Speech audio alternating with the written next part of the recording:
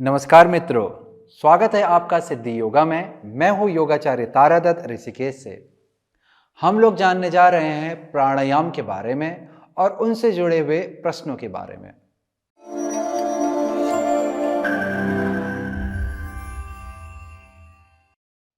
जैसे कि प्राणायाम प्राणायाम शब्द ही अपने आप में एक प्रश्न उठाता है। बहुत सारे अभ्यास करने वाले के मन में प्रश्न होता है कि प्राणायाम क्या है। सामान्यतः लोग ये जानते हैं कि प्राणायाम एक श्वास और प्रश्वास लेने की प्रक्रिया है, एक ब्रीदिंग टेक्निक है। हालांकि यही सही है कि प्राणायाम श्वास और प्रश्वास लेने की प्रक्रिया है। उसी में ही कई तरह से हम लोग श्वास और प्रश्वास लेने की प्रक्रिया को करते हैं। जैसे कि श्वास लेने के लिए हम लोग गिनती का उपयोग करते हैं, श्वास को अंदर ले आकर के रोकते भी हैं, श्वास को बाहर छोड़ के भी रोकते हैं, श्वास को मुद्राओं के साथ करते हैं, विशेष शारीरिक स्थितियों के साथ करते हैं और बंधों के साथ भी हम लोग श्वास और प्रश्वास की इस प्रक्रिया को, प्राणायाम को करते हैं। ऐसे ही कुछ प्राणायाम श्वसन से संबंधित हैं, कुछ प्राणायाम में हम लोग ध्वनि उत्पन्न करते हैं, कुछ प्राणायाम में श्वास धीरे धीरे बहती है, कुछ प्राणायाम में हमारी श्वास तेज तेज से अंदर बाहर आती है। तो इस तरह से अलग अलग प्राणायाम अलग अलग क्रियाएं करते हैं और इस तरह से ये हमारा प्राणायाम का अभ्यास होता है। परंतु यदि मैं प्राणायाम शब्द के बारे में बात करूं तो इसका अर्थ थोड़ा सा अलग बनता है। प्राणायाम जो शब्द है, इसका मतलब श्वास और प्रश्वास लेने की प्रक्रिया नहीं है। प्राण, तो इस शब्द को जानने के लिए पहले हम इसे तोड़ेंगे, जैसे कि प्राण और आयाम।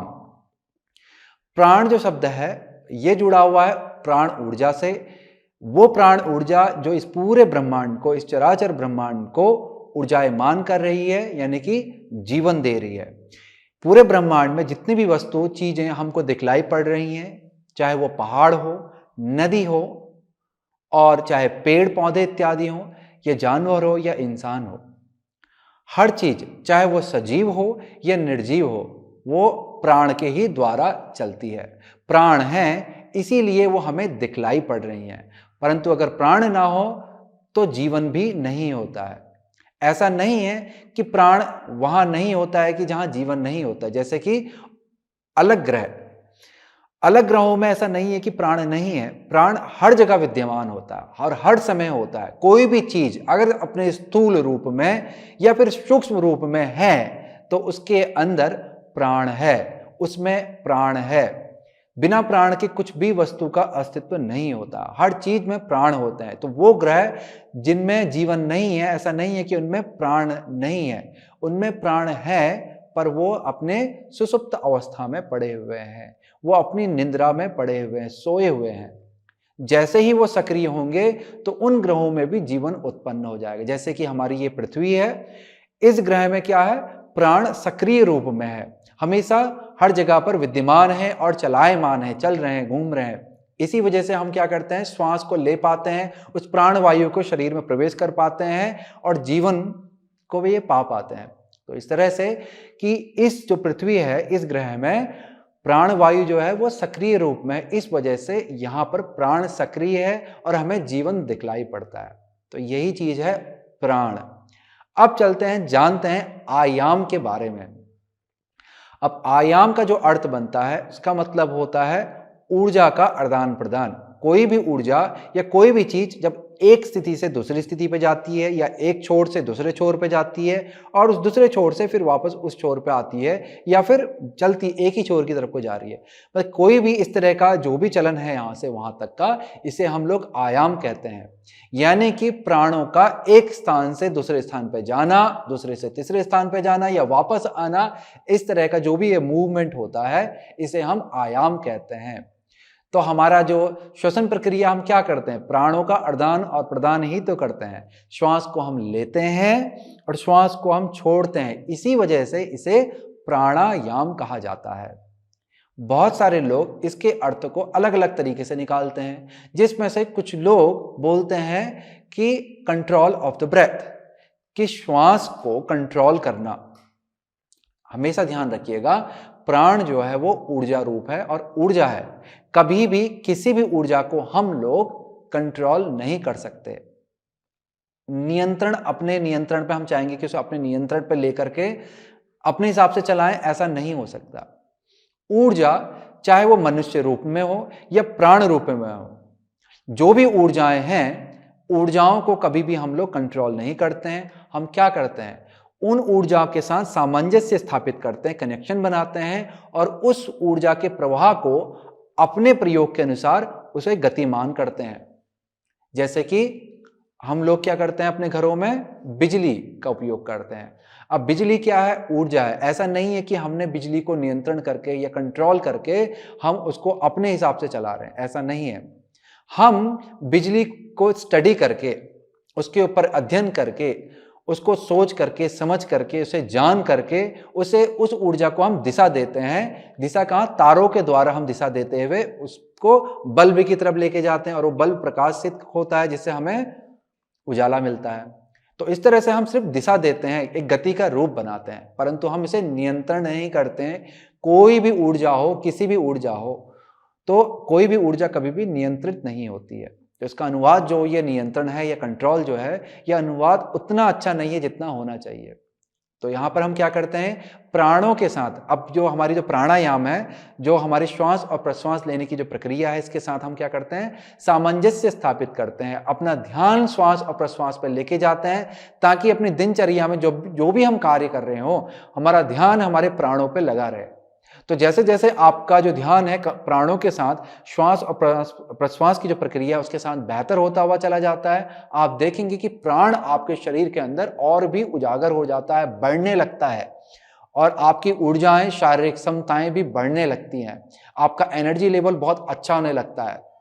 मन में उदासी चली जाती है, आलस्य चला जाता है, अनिद्रा की समस्या चली जाती है, नींद आने वाली समस्या चली जाती है, नींद ना आने वाली समस्या चली जाती है। आपको बहुत सारे फायदे यहां पर मिलने लगते हैं। शरीर में जब आपके सकारात्मक ऊर्जा बढ़ने लगती है, क्योंकि प्राणायाम जब हम करते हैं तो ये सकारात्मक ऊर्जा क्या करती है, शरीर के अंदर लेके आती है और नकारात्मकता को बाहर लेके जाती है। ऐसा ही होता है जिसे हम लोग वैज्ञानिक रूप में समझते हैं कि ऑक्सीजन हमारे शरीर में आता है, जो कि हमारे शरीर के लिए अच्छा है, जिसे आप सकारात्मक कह सकते हैं, और कार्बन डाइऑक्साइड हमारे शरीर से बाहर जाता है, जिसे आप नकारात्मक ऊर्जा कह सकते हैं।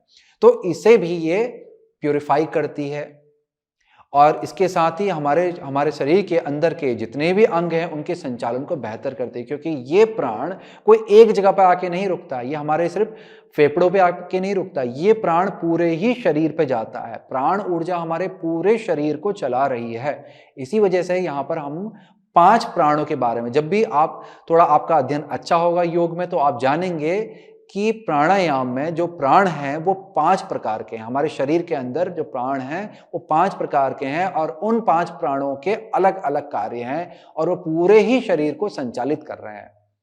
तो वो जो श्वास है वो आपके सिर्फ फेफड़ों तक आके नहीं रुकती है, वो पूरे शरीर को संचालित करती है। योग अभ्यास करने वाले अभ्यासियों को ये चीजों के बारे में पता ही होगा। जब हम लोग श्वास लेते हैं तो सिर्फ हमारा हृदय वाला हिस्सा ही नहीं फैलता फेफड़ों के साथ, हमारा पूरा जो शरीर है वो पूरा का पूरा शरीर, एक एक सेल्स, एक एक इकाई शरीर की वो भी फूलती है। और जब हम श्वास छोड़ते हैं पूरा का पूरा शरीर हमारा आराम की अवस्था में रिलैक्स होता है या ढीला होता है, खाली हमारे फेफड़े या हृदय वाला हिस्सा ही ढीला नहीं पड़ता। तो योग अभ्यास करने वाले अभ्यासियों को ये बात जरूर पता होगी। तो इसका मतलब है कि हमारा पूरा शरीर श्वास और प्रश्वास लेता है, जो प्राण है वो पूरे शरीर में जाते हैं। तो इस तरह से होता है हमारा ये प्राणायाम। तो आप यहां पर समझ चुके हैं कि प्राणायाम क्या है। अब हम लोग चलते हैं अन्य प्रश्नों की ओर। जैसे कि बहुत सारे लोगों को प्रश्न होता है कि प्राणायाम कब करना चाहिए। देखिए, प्राणायाम का जो सबसे बढ़िया समय होता है, जो उचित समय होता है, वो होता है ब्रह्म मुहूर्त, यानी कि सूर्योदय से पहले का समय। सूर्योदय से पहले का समय सबसे अच्छा समय होता है प्राणायाम के लिए। उस समय सकारात्मक ऊर्जाएं, दैवीय ऊर्जाएं बहुत ज्यादा सक्रिय होती हैं सौर मंडल के अंदर।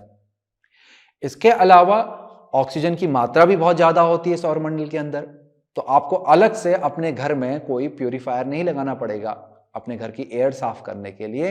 अगर आप अपने घर की छत पे जाकर के करते हैं तो आपको महसूस होगा कि प्राण ऊर्जा बेहतर होगी। अब कोई बहुत ज्यादा प्रदूषित जगह पे होंगे तो हो सकता है कि आपका जो पर्यावरण है वो उतना अच्छा ना हो प्राणायाम के लिए, परंतु लगभग सभी जगह, सभी स्थानों में जो ब्रह्म मुहूर्त का समय होता है वो बहुत ही अच्छा होता है। तो ऐसे समय में अगर आप प्राणायाम करेंगे तो आपको जो प्राणायाम के फायदे हैं वो बहुत ही ज़्यादा बढ़ जाएंगे। प्राणायाम के बाद आपको बहुत ही अच्छा महसूस होगा और फायदे आपके बढ़ जाएंगे। परंतु ऐसा नहीं है कि प्राणायाम सिर्फ सुबह के समय में ही होता है। प्राणायाम को हम सुबह भी करते हैं, दोपहर में भी कर सकते हैं और रात्रि में भी कर सकते हैं। शाम को कर सकते हैं या रात्रि में सोने से पहले भी करते हैं। परंतु होता क्या है कि हमारे पास बहुत सारे प्राणायाम है। लगभग हम लोग 8 प्राणायाम हमारे हठ योग के हिसाब से बतलाए गए हैं।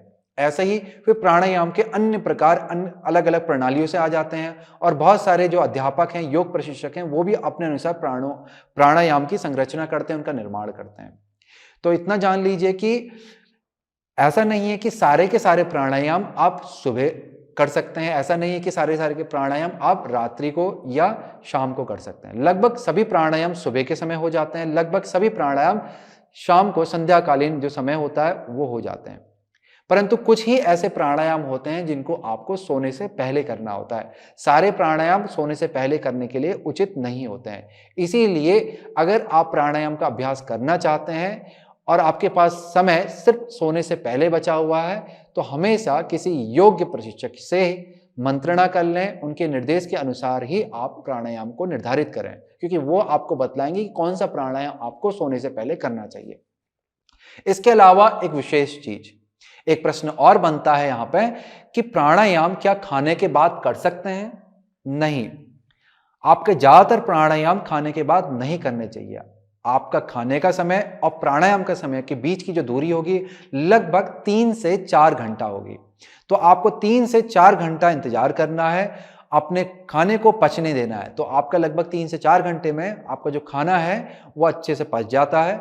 फिर उसके बाद आप प्राणायाम कर सकते हैं। अगर आपने कुछ गरिष्ठ भोजन किया हुआ है, भारी भोजन किया हुआ है जो पचा नहीं अभी तक, तब आपको प्राणायाम नहीं करना चाहिए। कुछ ही एक आध श्वसन और प्रश्वसन की प्रक्रियाएं हैं जिन्हें आप भोजन के पश्चात भी कर सकते हैं, परंतु ज्यादातर जितने भी प्राणायाम हैं वो भोजन के पश्चात बिल्कुल भी नहीं होते। इसका आपको हमेशा ध्यान रखना चाहिए।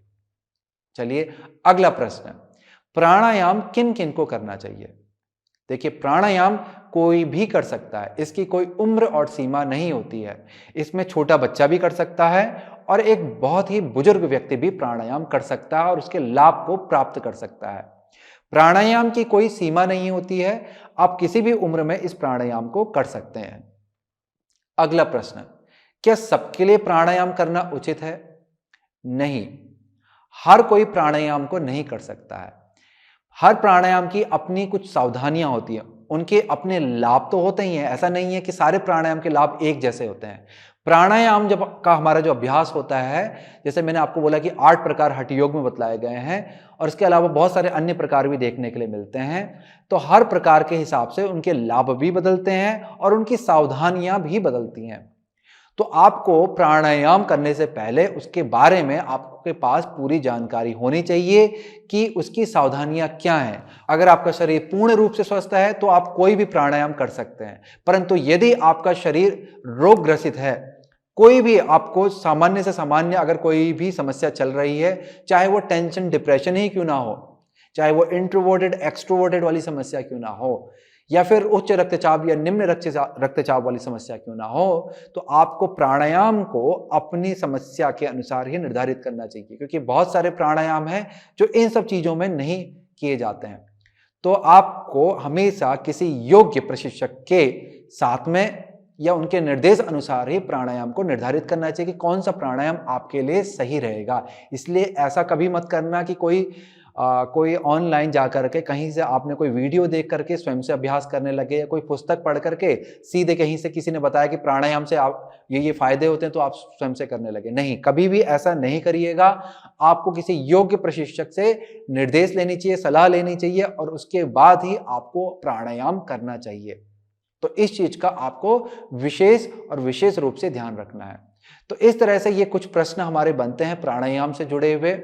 इसके अलावा कुछ प्रश्न ऐसे हैं जैसे कि प्राणायाम बैठ के ही करना चाहिए नीचे जमीन पे, कि कुर्सी में भी बैठ के कर सकते हैं, या फिर हम लोग इसमें बिस्तर में बैठ करके या जमीन पे या कहीं भी लेट करके कर सकते हैं। देखिए, वैसे अगर आप प्राणायाम करते हैं और उसका सही लाभ पाना चाहते हैं और प्राणायाम में और भी अपने स्थिति को और भी अच्छे लेवल पे लेके जाना चाहते हैं, तो बैठ करके, सामान्य किसी कुशन पे बैठ करके, जैसे कि मैं बैठा हुआ हूं, या फिर किसी योग मैट पे बैठ करके आप प्राणायाम को करेंगे, तो आपको लाभ के साथ ही साथ आपको इसमें आगे जाते जाते आप ये देखेंगे कि आपका जो अभ्यास है वो आपको एक अच्छे उच्चतम जो योग की जो हमारी प्रणाली है उसमें एक उच्चतम लेवल पे लेके जाता है, उच्चतम श्रृंखला की ओर को लेके जाता आप कह सकते हैं।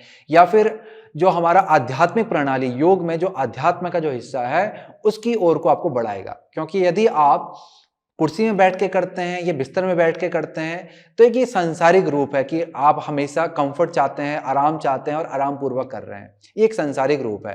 परंतु जैसे हम लोग हैं, योग अभ्यासी लोग हैं, हम इन सबको छोड़ करके अपने अभ्यास को पूर्ण रूप से डट करके हम लोग हर कंफर्ट को छोड़ करके अपने अभ्यास पे ध्यान लगाते हैं, ताकि हम चाहते हैं कि हम लोग योग में उच्च स्थिति को प्राप्त करें। परंतु यदि आपसे संभव नहीं हो पाता है कि आप नीचे बैठ पाएं, जैसे कि लोगों को कमर संबंधी समस्या होती है, घुटने संबंधी समस्या होती है, टखने संबंधी समस्या होती है कि वो जमीन पे नहीं बैठ सकते हैं, तो आप कुर्सी में भी बैठ करके इस अभ्यास को कर सकते हैं, कोई भी दिक्कत नहीं है। ज्यादातर अभ्यास जो है वो बैठ के ही किए जाते हैं। कुछ ही ऐसे अभ्यास हैं जिनको आप लेट करके भी, पीठ के बल लेट करके भी कर सकते हो। पेट के बल लेट करके कोई अभ्यास नहीं होता है, पीठ के बल भी लेट करके कर सकते हो। कुछ ही ऐसे अभ्यास हैं जिन्हें आप कर सकते हैं, परंतु ज्यादातर जो अभ्यास हैं हमारे वो बैठ करके ही होते हैं, चाहे उसे आप सोफा या कुर्सी पे बैठ के कर लें या फिर नीचे जमीन पे बैठ के कर लें। तो इस तरह से बैठ करके ही प्राणायाम को किया जाता है। बस यही है कि कुछ ऐसे अभ्यास हैं जिन्हें आप लेट करके भी कर सकते हैं, और उन्हीं किसी अभ्यास में कुछ ऐसे प्रकार हैं जिन्हें हम लोग लेट करके ही अनुभव करते हैं। जैसे कि एक अभ्यास है यौगिक श्वसन क्रिया, उसमें हम लोग अभ्यास जब हम लोग करते हैं तो समझते हैं कि किस तरह से हम पेट से श्वास लेते हैं, हृदय से लेते हैं या हृदय के ऊपरी वाले हिस्से से लेते हैं। तो उसको समझने के लिए शुरुआत में हम लोग लेट करके, पीठ के बल लेट करके इस अभ्यास को करते हैं, क्योंकि पीठ के बल जब हम लेट करके करते हैं तो इसकी जो समझ होती है वो थोड़ा सा आसान हो जाती है, अभ्यास करना आसान हो जाता है और उसकी समझ और भी बेहतर हो जाती है। इस वजह से हम लोग इस अभ्यास को लेट के करते हैं। और एक है, कुछ लोग भ्रामरी प्राणायाम लेट करके करवाते हैं, परंतु जो भ्रामरी की जो आवाज होती है वो बहुत धीमी रखवाते हैं, ताकि आपको जो भ्रामरी के बाद आपको निद्रा में बेहतरी महसूस हो। जब भी आप रात को सोने के लिए जाएं तो आपको नींद बहुत अच्छी आए। तो ऐसे में कुछ जो अध्यापक हैं, योग प्रशिक्षक हैं, वो भ्रामरी प्राणायाम को लेट करके करवाते हैं। तो इस तरह से कभी कभार कुछ प्राणायाम बदले जाते हैं और लेट के करवाए जाते हैं, परंतु ज्यादातर प्राणायाम लेट करके नहीं होते हैं, सिर्फ बैठ करके ही उनका अभ्यास होता है। तो इस चीज का विशेष रूप से आपने ध्यान देना है। तो ये कुछ प्रश्न उत्तर थे हमारे प्राणायाम से जुड़े हुए। और भी यदि आपके प्रश्न हो तो आप उन प्रश्नों को मेरे सामने रख सकते हैं। ये सारी जानकारी थी अभी तक की प्राणायाम से जुड़ी हुई। इसी के साथ करता हूं मैं इस वीडियो की समाप्ति। नमस्कार।